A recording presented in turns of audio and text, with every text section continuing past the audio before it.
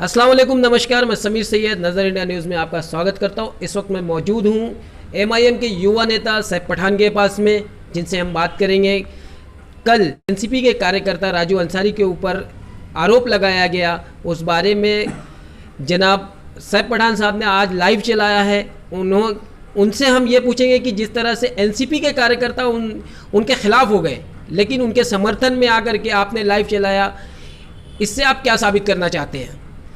सैफ भाई, नज़र India news में आपका एक बार फिर स्वागत है। जिस तरह से कल राजू अंसारी के ऊपर आरोप लगाया गया, कालसेकर की सीईओ मैडम आफरीन सौदागर ने, कि उनको राजू भाई ने जो है धमकी दी, उनके खिलाफ में एनसीपी के पूरे कार्यकर्ता खड़े हो गए, लेकिन आपने जो है उनके समक्ष और उनके फेवर में आकर के आज लाइव चलाया, इसका क्या मकसद था? देखिए कि मैंने राजू भाई के फेवर में इसके लिए आकर के लाइव चलाया कि ये मेरे शहर में जुल्म हो रहा है।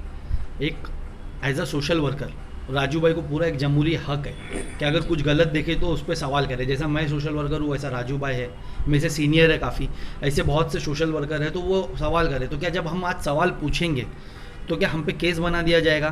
पहले। और दूसरी बात ये कि मेरी उनकी फैमिली से बात हुई तो फैमिली ने मुझे बताया कि जिस तरीके से उनको ट्रैप करके ये केस बनाया जा रहा है, एनसीपी की टीम और सौदागर मैडम मिल करके एक षड्यंत्र के तहत उन पे केस बना रहे। ऐसी बातें नहीं हुई है फ़ोन पे, जिसके कोई एविडेंस भी नहीं है, क्योंकि राजू भाई का भी रिकॉर्डिंग नहीं है, उधर भी रिकॉर्डिंग नहीं है। तो विदाउट एविडेंस मुमरा पुलिस चौकी में एफआईआर बहुत जल्दी बन जाती है। जो मेरे से पर्सनल मुझ पे बनी है एट्रोसिटी, तो मुझे कहीं ना कहीं लग रहा है ना कि 4 घंटा पहले एनसी ली गई जो मसले में, वही मसले को 4 घंटे में एफआईआर में कन्वर्ट कर दिया गया। तो इसके पीछे कहीं ना कहीं पॉलिटिकल प्रेशर मुझे लग रहा है। और जो कल एनसीपी की टीम ने करी रोड आकर के कालसेकर के बाद, वो साबित कर दिया कि ये कहीं ना कहीं एक ट्रैप बनाया गया है। जब भी कोई शहर में आवाज़ उठाएगा तो उसके खिलाफ, यानी आप केस करवा दोगे डराने के लिए, उसका मुंह बंद करने के लिए।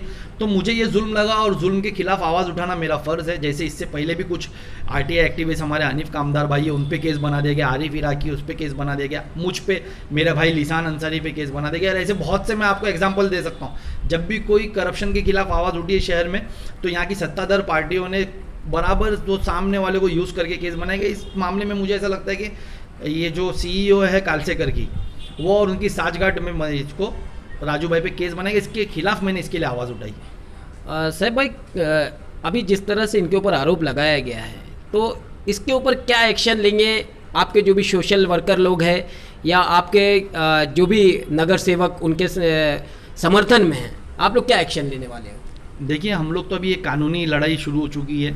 हम इसके खिलाफ कोर्टसी करेंगे। पहले तो उनकी फैमिली से मेरी बात हुई, हम इसको क्वॉशिंग करेंगे, क्योंकि एविडेंस कोई भी नहीं है। तो बिना एविडेंस के उस बेसिस पे 4 घंटे में एफआईआर में कैसा कन्वर्ट हुई है वैकेंसी, हम पहले उस पर सवाल करेंगे कोर्ट में। क्योंकि अगर आपके पास एविडेंस नहीं तो आप इतने संगीन इल्ज़ाम लगा नहीं सकते किसी पे। और राजू भाई एक अच्छे सोशल वर्कर है, वहाँ पर उन्होंने 50 से ज़्यादा मैंने फैमिली ने बताया कि लोगों को एडमिट करवाया है, और उनके बिल वगैरह के लिए भी बात करते थे राजू भाई। तो एक यानी वो हमेशा बात करते थे उनसे।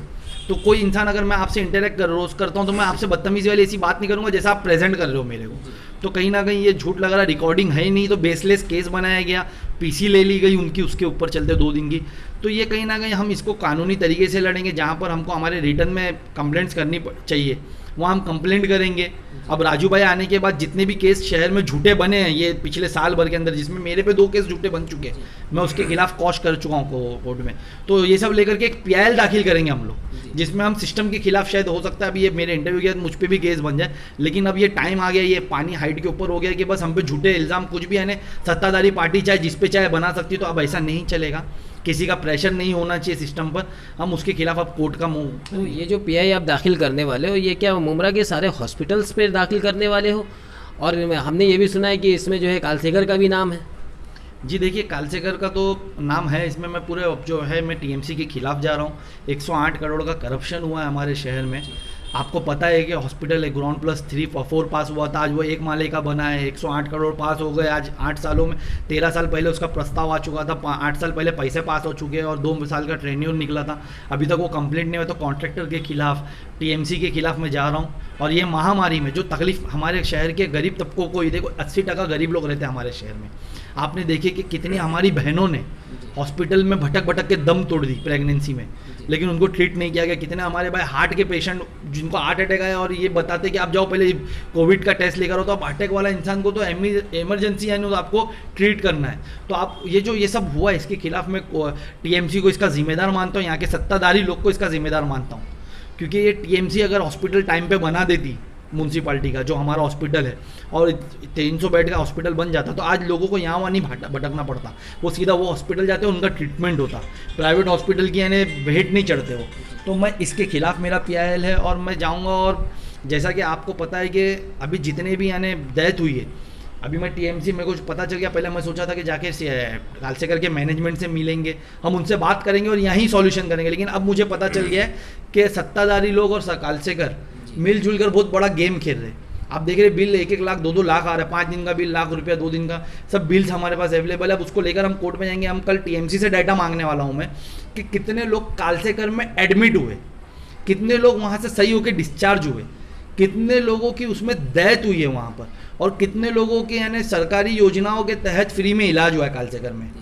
तो वो डाटा हम मैं कल टीएमसी से लूँगा, क्योंकि अब मैनेजमेंट से बात करने का रास्ता नहीं बचा। वो तो कल मेरे खिलाफ नई FR हो जाएगी। सर लेकिन बीच में अभी 2 दिन पहले जो जितेंद्र अवाड़ साहब ने जो है प्रेस कॉन्फ्रेंस रखी थी, उसमें उन्होंने तो यही कहा था कि मशीनें महंगी हैं इसलिए हॉस्पिटल के चार्जेस महंगे हैं। तो इस पर आपका क्या विचार है? ऐसा मुमरा कर आप कितना भरोसा करते हो अवार्ड साहब की बात पे? मैं क्या ऐसा मुमरा कर, देखिए जितनी बार उन लोगों ने प्रेस कॉन्फ्रेंस की, उनके मैनिफेस्टो झूठे। एक भी मैनिफेस्टो के हिसाब से उन्हें 2 बार मैनिफेस्टो रिलीज हो चुका, उनका 2 इलेक्शन जीत चुके हैं, यहाँ से काम हुआ है। 3 इलेक्शन जीत चुके, 3 बार मैनिफेस्टो रिलीज काम हुआ है। तो उनकी बातें हो, जब भी उन्होंने प्रेस कॉन्फ्रेंस ली, चाहे वो टोरेंट के खिलाफ हो, उनकी लाशों पे से टोरेंट आने की बात की गई, टोरेंट आ गई। बाईपास के रोड के ऊपर लाशों पे से ट्रक जाएगी तो मैं जाने नहीं दूंगा, ये चालू करके लूँगा। तो ये उनके बातों पे मुझे यकीन नहीं है, सिर्फ झूठ बोलते हैं वो लोग। देखो कैसा है ना कि ऐसा लग रहा है ना कि जिस तरीके से देश में सरकार चल रही है, सेम वही पैटर्न पे चल रही है, सेम वही पैटर्न पे। ये सिर्फ झूठे वादे करते, उसको पूरा नहीं करते हैं। टाइम पे वादे कभी इनके पूरे नहीं हुए, फिर उसके बाद जो आवाज़ उठाता है, जैसा सरकार केस बना देती वैसा ये है। और जिस तरीके से, बुरा मत मानिए आप, मुमरा का जो मीडिया है कहीं ना कहीं अभी गोदी मीडिया जैसा हो गया है कि वो इनसे सवाल नहीं करता है, अपोजिशन से सवाल करता है। अच्छा, कहीं ना कहीं एक अभी इंटरव्यू में जो है शमीम खान ने सोशल मीडिया वालों पर तीर कसते हुए कहा कि जो है ये बच के रहें। तो इस बारे में आप शमीम खान को क्या जवाब देना चाहेंगे? भाई कैसा है ना कि बड़े भाई है मेरे, अब मैं क्या ज़्यादा बोलने अच्छा नहीं लगता मेरे को, लेकिन फिर भी अगर उन्होंने कहा है, कहीं ना कहीं सोशल मीडिया मैं सबसे ज़्यादा यूज़ करता हूँ शहर में, मैं यानी ज़्यादा लाइव आकर बोलता हूँ, तो मुझे ऐसा लग रहा है कि उन्होंने मुझे भी तंज किया। तो मैं उसके जवाब में ये देना चाहता हूँ कि भाई हमें आपकी बातों में कभी कोई सच्चाई नहीं दिखी। टोरेंट आ गई हमारे शहर में, आपने वादे किए थे, तो आप ऐसा लगता है कि सिर्फ पब्लिसिटी गेन करने के लिए कुछ भी कैमरा देखकर बोल देते हैं। उस तरीके से उन्होंने बोल दिया है। अभी उनको कुछ ऐसा लगा कि मार्गदर्शन को खुश कर दूं, कुछ बोल करके बोल दिया है, तो बोलने दो, क्या फ़र्क पड़ता है। हम किसी के डरते नहीं, किसी से। हम सच बोलने के लिए हमेशा आगे रहेंगे। अगर हम एज अ अपोजिशन, मेरा काम है कि अगर मैं कुछ गलत देखता हूँ तो उसको उस वॉइस रेस करूँ उसके खिलाफ। और आज सोशल मीडिया पूरे हिंदुस्तान में नहीं कहूँगा, पूरे दुनिया में आज सोशल मीडिया एक ऐसा प्लेटफॉर्म है जहाँ पर आप अपनी वॉइस करके इनकलाब ला सकते हो। तो हम लोग उसको यूज़ करते हैं। अभी इनको सोशल मीडिया से तकलीफ है क्योंकि आप उनके वो जो न्यूज़ की बात कर रहे हो उस पर जाके कमेंट पढ़ो। आप लोगों ने उनकी कितनी तारीफ करे आप खुद देख सकते हो, मुझे बोलने की ज़रूरत नहीं है। मुमरा की आवाम आज क्या चाहती है और क्या समझ रही है वो आवाम लिख रही है उस पर, उनकी न्यूज़ों पे कमेंट पढ़िए आप। सर लास्ट में मुमरा की आवाम से और ख़ास करके राजू अंसारी के क्षेत्र रशीद कंपाउंड की आवाम से आप क्या संदेश देना चाहेंगे? देखिए, मैं मुमरा की आवाम से ना ये कहना चाहूँगा कि अब हाई टाइम हो गया है, यानी तुम हर फैसिलिटी से महरूम हो। आज तुम्हारे यहाँ जो भी बनती है, एकदम क्लियर बात करता हूँ, एमएलए साहब उसको प्राइवेट कराने में ज़्यादा इंटरेस्ट लेते हैं। जो भी आज देखो कचरा विभाग इन्होंने प्राइवेट करा दिया, खुद प्रेस कॉन्फ्रेंस लेके बोले कि हमारी मेहनत से प्राइवेट हुआ है। इन्होंने इलेक्ट्रिसिटी प्राइवेट करा दिया, कचरा वैसी के वैसी पड़ा रहता, गंदगी पड़ी है। इलेक्ट्रिसिटी इन्होंने प्राइवेट करा दिया, आज आप नतीजा देख रहे हो टोरेंट आने के बाद क्या हुआ। उसके बाद स्टेडियम इन्होंने प्राइवेट करवा दिया। स्टेडियम का मुमरा वालों को यूज़ क्या हो रहा है, इतना बड़ा स्टेडियम बना, उससे पहले अगर हॉस्पिटल खुल जाता तो अच्छा रहता। हॉस्पिटल पे भी ये रुके नहीं है, हॉस्पिटल पे भी ये आकर बोल रहे कि हमें सोच रहा हूँ इसको प्राइवेट करा दो। वीडियोज़ है मेरे पास उनकी, FB लाइव आई हुई मेरे पास ऐसा एविडेंस वो वीडियो वो जो भी मैं कोर्ट में प्रेजेंट कर रहा हूँ। तो ये हर चीज़ प्राइवेट कराने पे यानी बोल रहे, तो अब तुम्हारी नियामतें तुमसे छीनी जा रही है। हमारा कब्रस्तान हमसे छीन लिया गया, हमारा स्लाटर हाउस हमसे छीन लिया गया। गर्ल्स हॉस्टल इनके मैनिफेस्टो में 2 बार आ चुका है, 3 बार इलेक्शन लड़ चुके, 2 बार। वो गर्ल्स हॉस्टल कहाँ है आज हमारे शहर में? तो सब करप्शन इनके इर्द गिर्द हो रहा, आपके इर्द गिर्द हो रहा, मुमरा आवाम के। आपकी नियामतें आपसे छीन ली जा रही है। अगर स्लाटर हाउस आ जाता तो आज रोजी रोजगार में यहाँ के यंगस्टर्स काम पे लग जाते, सबको एक बिजनेस का व्यवसाय बन जाता। और बाकी जो नियामतें हॉस्पिटल जैसे आज हमारा बन गया होता तो हम लोगों को ये प्राइवेट की मार नहीं झेलनी पड़ती, इतनी यानी मौतें नहीं होती हमारे शहर में। तो ये आप पे जुल्म हो रहा है। राजू अंसारी जैसे लोग, मेरे जैसे लोग, जब हम लोग आवाज़ उठाते तो हम पे केस बनता है। तो आप देखते हो कि ये जुल्म कर रहे हैं, मुझे एक यहूदी साजिश के तहत हम लोगों पे जुल्म हो रहा है। तो आप कब तक जुल्म सहोगे? एज आ मुस्लिम मुझे इजाज़त नहीं कि मैं जुल्म सहूँ। अगर मैं कुछ गलत देखता हूँ मुझे बोलने की यानी पूरी छूट है, मैं बोलूँगा, क्योंकि अगर मैं सहता हूँ तो मैं खुद गुनहगार हूँ। तो मैं क्यों गुनाह, हम बोलेंगे, मैं चाहता हूँ आवाम भी बोले, आवाम भी इनके मुंह पे बोले। अब मैं सोशल मीडिया पे देख रहा हूँ बहुत यानी अवेयरनेस आ चुका है, लोग बहुत खुल करके अब बातें कर रहे हैं इनके खिलाफ। अब और भी मैं चाहता हूँ और भी जो लोग चुप है ना वो बोले।